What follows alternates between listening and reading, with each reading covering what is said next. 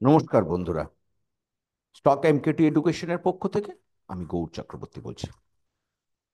আজকে যে বিষয়টা নিয়ে আমরা আলোচনা করব, মার্কেট 320 পয়েন্ট পড়ে গেছে,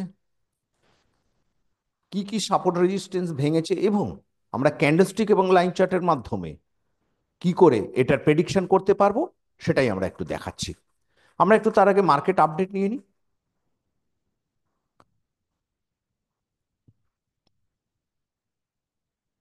আজকে নিফটি 320 পয়েন্ট মাইনাস, জাস্ট 23,000টা যে প্রাইস লেভেল সেটা একটা সময় ভেঙে গেছিল, কিন্তু সেখানেই এখন সাস্টেন করছে। নিফটি নেক্সট এর অবস্থা আরো খারাপ, 2.6% নিফটি নেক্সট, এবং তার সাথে মিড ক্যাপেরও প্রায় 2.78% পড়ে গেছে। কিন্তু ব্যাংক নিফটি নিফটির থেকেও বেশি পড়েছে, ব্যাংক নিফটি পার্সেন্টেজে 1.58%। মোটামুটি অ্যাভারেজ সমস্ত সেক্টরগুলো প্রায় 1.5%-এর মতো পড়েছে। এবং একটা জিনিস দেখতেই পাচ্ছেন, নিফটি আজকে পতন হয়েছিল, তারপরে নিফটি একটা সুন্দর রিকভারি করে। সবাই ভেবেছিল যে মার্কেট হয়তো সাস্টেন করে গেল, কিন্তু সেখান থেকে আবার পতন, আবার রিকভারি, আবার পতন, আবার রিকভারি। সারাদিনে যারা ট্রেড করে তাদের অবশ্যই আজকে খুব অসুবিধে হয়েছে, কারণ এই অবস্থাতে ট্রেড করাটা সত্যি খুব টাফ হয়ে যাবে। কারণ খুব ভাবেই ছোট টাইম ফ্রেম ছাড়া এই সমস্ত জায়গায় ট্রেড করাটা সম্ভব নয়। আমরা দেখিনি এই অবস্থার মধ্যে থেকেও আজকে নিফটি কিন্তু সকালবেলা গ্যাপ আপ ওপেনিং হয়েছিল, যা আমাদের টেলিগ্রাম চ্যানেলে আমরা বলেছিলাম। সেই গ্যাপ আপ ওপেনিং থেকে কিন্তু কন্টিনিউয়াস নিফটি পড়েছে, আবার সেই জায়গায় ফিরে যায়। এই যে এই বেস লেভেলটাকে নিফটি কিন্তু একদম শেষে বিকেলের দিকে ভেঙে যায়। এই বেস লেভেলটা তৈরি হয়েছিল কিন্তু প্রায় 23,140। সেই 140 থেকে কিন্তু একটা খুব বড় পতন, 23,000-এর যে পতনটা, শেষ জায়গায় যে পতন, জাস্ট 23,000টা থেকে একদম ছুঁয়ে কিন্তু একটা বড় সাপোর্ট নিয়ে ওঠার চেষ্টা করলো। এর মধ্যেও যারা পজিটিভে থাকার চেষ্টা করেছে তাদের মধ্যে হচ্ছে Apollo hospital, tata consumer, BPCL. BPCL 280। আমরা কিন্তু বিপিসিএল এর আমরা আমাদের স্টুডেন্টদের যে কি করে লাইন চার্ট এবং ক্যান্ডেলস্টিক দিয়ে কি করে স্টক প্রেডিকশন করতে হয় সেটা আমাদের আমাদের টেলিগ্রাম চ্যানেলে আমরা বলেছিলাম যে বিপিসিএল পারতে পারে। এবং তারপরে আমরা শ্রীরাম ফাইন্যান্স, জেএসডব্লিউ স্টিল, এবং সব থেকে যেটা পড়ে আছে তার মধ্যে হচ্ছে trend, NTPC, Adani port, ICICI bank এবং আদানি এন্টারপ্রাইজ। এবারে চলুন আমরা একটু দেখে নিই নিফটি এবং ব্যাংক নিফটির কি পজিশন হতে পারে আগামী দিনে, তার উপরে আমরা একটা পর্যালোচনা করব। নিফটি নিফটি দেখুন, এই যে সাপোর্টটা ছিল পড়েছে, এই সাপোর্টটা ভেঙেছে। এই সাপোর্টের আগে এই যে রেজিস্ট্যান্সটা নিফটি যখন ওঠার চেষ্টা করেছিল, ঠিক এইখানকার রেজিস্ট্যান্সটা নিয়েও কিন্তু নিফটি একবার পড়ার চেষ্টা করলো। আবার এইখানে যে সাপোর্টটা ছিল ঠিক এইখানটাতেই কিন্তু এই নিচের থেকে গিয়ে এই উপরে তখন সাপোর্টটা রেজিস্ট্যান্স হয়ে গেল। এই যে জায়গাটা ছিল একদম 23,352, 23,352 জায়গাটাতে টাচ করলো, করে কিন্তু আবার নিফটি নিচের দিকে পড়ে গেল।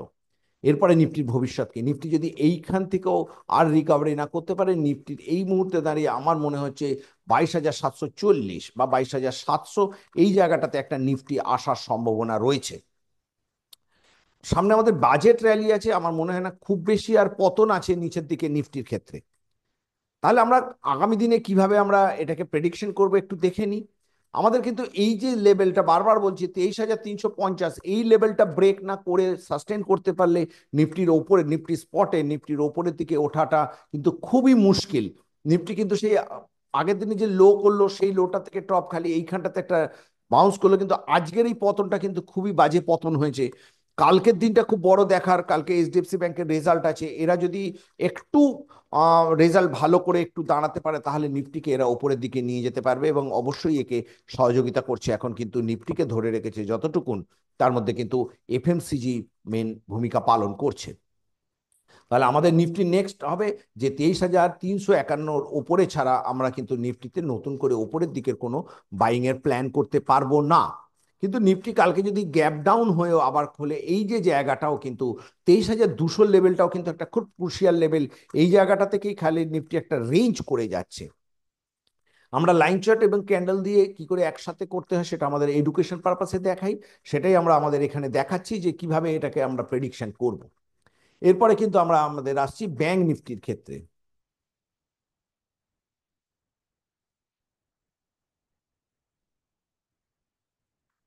ব্যাংক নিফটি যদি আমরা বড় টাইম ফ্রেমে দেখি, ব্যাংক নিফটিও কিন্তু এখানে একটা ডাব্লিউ ফরমেশন তৈরি করেছিল। ব্যাংক নিফটি যদি কালকের যে হাইটা করেছিল সেই হাইটাকে উপরে ব্রেক করতে পারতো, তাহলে খুব সহজেই ও কিন্তু নেক্সট 51,000-এর লেভেলটাতে পৌঁছে যেতে পারতো, কিন্তু সেটা যায়নি। কিন্তু প্রত্যেকটা যে লো গুলো, যতটা নিফটির অবস্থা খারাপ, ব্যাংক নিফটির কিন্তু অতটা অবস্থা খারাপ নয়। ব্যাংক নিফটিও কিছুটা এখানে সাস্টেন করার চেষ্টা করছে। ও যে লোটা ছিল মেজর লো, তার আগের লোটাই আজকে করেছে। ব্যাংক নিফটি যদি এইখানটাতেই সাস্টেন করে যায় মোটামুটি, তাহলে কিন্তু ব্যাংক নিফটি একটা ওপরে ওঠার চান্স নেবে। আমি যেটা বলছিলাম, ব্যাংক নিফটি দাঁড়িয়ে গেছে কার কার উপরে, সেটাও আমরা একটু পরে স্টকের মাধ্যমে আমরা দেখাবো। আমরা স্টকেরও বিশ্লেষণ করব। আমরা ব্যাংক নিফটির ক্ষেত্রে একটু আমরা ছোট টাইম ফ্রেমে দেখে নিই। ব্যাংক নিফটি কিন্তু আমি বারবার বলছি 49,500, এই 49,500 ব্যাংক নিফটির ক্ষেত্রে একটা স্ট্রং রেজিস্ট্যান্সের কাজ করছে, বারবার এখান থেকে পড়ছে। আর এই জায়গাটা তো 48,500 লেভেলটাও কিন্তু ওর কাছে একটা খুব ক্রুশিয়াল লেভেল। কিন্তু বাই চান্স যদি এটা ব্রেক করে, তাহলে কিন্তু ব্যাংক নিফটির একটা মেজর যে পড়ার সম্ভাবনাটা রয়েছে, এইখানটাকে যদি, এই লোটাকে যদি ব্রেক করে যায়, তাহলে কিন্তু ব্যাংক নিফটি সেই আগের লো প্রায় 46,000-এর কাছে চলে আসতে পারে। আর নিফটি আমরা একটু মেজর যে লোটা যদি, যেটা আজকে ব্রেক করে দাঁড়িয়ে রয়েছে, এই জায়গাটাতে নিফটির শেষ জায়গা, এইটাকে না করতে পারলে কিন্তু নিফটি 22,500 লেভেলটা কিন্তু খুব সার্টেন দেখা যাচ্ছে। কিন্তু সামনে বাজেট র্যালি আছে, আমার মনে হয় নিফটি একটু ওপরের দিকে ওঠার চেষ্টা করতে পারে। আমরা একটু এবারে বিভিন্ন স্টকের উপরে আমরা দেখে নিই তারা কি হতে চাইছে, কিভাবে আমরা অ্যানালাইসিস করব। ইজ দ্য কন্টিনিউয়াস একটা down trend, line chart with down একসাথে আমরা দেখুন। আমরা একটু লাইন চার্টও দেখাচ্ছি, is the continuous down trend. আমরা লাইন চার্ট এবং ক্যান্ডেল একসাথে কি করে দেখি, সেটা আমাদের এডুকেশন পারপাসে পড়াই। আপনাদের যাদেরও এটা শেখার হবে, অবশ্যই আমাদের সাথে যোগাযোগ করবেন। আমাদের টেলিগ্রাম চ্যানেল আছে, সেটার লিঙ্ক এবং আমাদের ফোন নাম্বার আমরা আমাদের ডেসক্রিপশন বক্সে দিয়ে দিচ্ছি। এরপরে আমরা আসছি এইচডিএফসি ব্যাংক ইজ মেজর, যেটা আগামী দিনে নিফটিকে পতনের হাত থেকে রক্ষা করতে পারে একমাত্র এই এই একটা ডাব্লু ফরমেশন করেছে। এর যে নেক্সট টার্গেট হচ্ছে 1680, 1680টা এইচডিএফসি ব্যাংকের ক্ষেত্রে প্রচন্ড ক্রুশিয়াল। এই জায়গাটাতে যদি ও সাস্টেন করতে পারে, দেখুন এই যে 1680, এই লেভেলটাকে যদি ও উপরে উঠে সাস্টেন করতে পারে নিফটির মতো, এইখানটাকে ও যদি রেজিস্ট্যান্স করে না পড়ে, তাহলে এই যদি যদি ওপরে ওঠে, তাহলে এই নিফটির একটা উপরের দিকের একটা বড় সম্ভাবনা রয়েছে। তার সাথে কিন্তু আইসিআইসি ব্যাংকও অনেকটা পতন হয়েছে, এবং ICICI bank is the continuous down ট্রেন্ডের দিকেই এগিয়ে আসছে।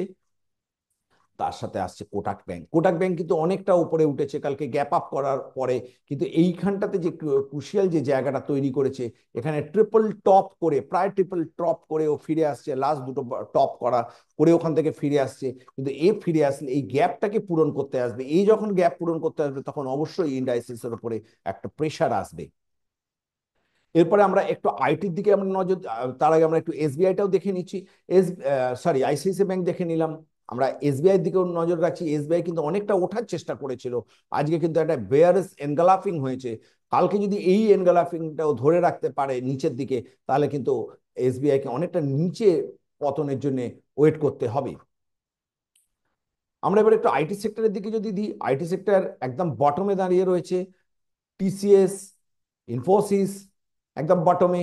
উইপ্রো অনেকটা ওঠার চেষ্টা করেছিল, উইপ্রো কিন্তু আবার পড়ে যাচ্ছে।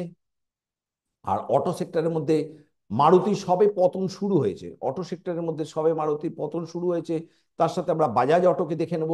বাজাজ অটো কিন্তু কন্টিনিউয়াস একটা এখনো ডাউন ট্রেন্ড, এখনো বাজাজ অটোর একটা লং টাইম ফ্রেমে যদি আমরা দেখি, সেই বাজাজ অটো যখন 12,735 থেকে পড়তে আরম্ভ করেছে, সেখান থেকে কিন্তু প্রায় অর্ধেক, মানে অনেকটা নিচে চলে এসছে, অনেক নিচে ভালো ভালো শেয়ার রয়েছে। এখান থেকে একটা নিফটি সকলে আশা করছে একটা বাউন্স ব্যাক হবে, কিন্তু কতটা বাউন্স ব্যাক হবে এটাই এখন দেখার বিষয়। ফার্মা সেক্টর আস্তে আস্তে যদি পড়ে, তবেই একটা বড় পতনের হাত থেকে মার্কেট রক্ষা পাবে, কারণ ফার্মা সেক্টর একটু অপোজিট কাজ করে। আমরা যেটা বিপিসিএল আমরা বাই বলেছিলাম, এখানে ডাব্লিউ ফরমেশন হয়েছিল, এইসব জায়গা থেকে আমাদের বিপিসিএল বাই ছিল। বিপিসিএল কিন্তু আজকে 286 অব্দি গেছে, এইখান থেকে বিপিসিএল এর আমাদের বাই ছিল। একটা সুন্দর কিভাবে ক্যান্ডেল উইথ লাইন চার্ট কিভাবে দেখে, সেটা আমরা একটু দেখে নিলাম। এর সাথে আজকে সব থেকে চর্চিত বিষয় হচ্ছে কল্যাণ জুয়েলার্স। কল্যাণ জুয়েলার্স কিন্তু 800 টাকা থেকে এখন 487, আর কিছুদিনের মধ্যেই ও 400-তে চলে আসার সম্ভাবনা থাকতে পারে। যদি এই জায়গাটাতে ও সাপোর্ট না নিতে পারে, তাহলে কিন্তু এই যে লেভেলটা যেখান থেকে ও পুরো গতি শুরু করেছিল 446, এই লেভেলে চলে আসতে পারে। কল্যাণ জুয়েলার্সে হয়তো ইন্টারনাল কোনো সমস্যা আছে, সেই রেজাল্ট বা তাদের বিষয়ে আমরা অন্য ভিডিওতে আমরা আলোচনা করব। কিন্তু এখনো কল্যাণ জুয়েলার্সের এই কালকে যে ফরমেশনটা তৈরি করেছিল 50-এর ওপরে গেলে ও একটু বাড়তো, তাই কালকে আমরা যাদের কিনিয়েছি বলেছি খুব অল্প পরিমাণে কিনতে, খুব রিস্কি ছিল, অল্প পরিমাণে কিন্তু এখান থেকেও বাউন্স ব্যাক হওয়ার সম্ভাবনা ছিল, সেটা হয়নি, ও কিন্তু আরো পড়লো। আমার মনে হয় আরেকটু পতন আছে ঠিক এইখানটাতে 460, 460-এর লেভেল থেকে একখানা যদি একটা বাউন্স ব্যাক দেয় তবেই সম্ভাবনা রয়েছে। তবে প্রত্যেকেই বলবো এই যে স্টকটা প্রায় হাফের কাছে হয়ে গেছে, সেই স্টকটাতে আর বেশি ইনভেস্ট না করে আপনারা অন্যান্য কোনো ভালো ফ্রন্টলাইন স্টকে ইনভেস্ট করুন।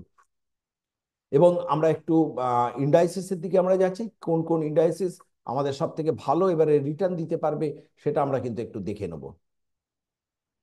আমাদের নিফটি নিয়ে বলেইছি, এবারে আমরা আসছি অটো সেক্টরে।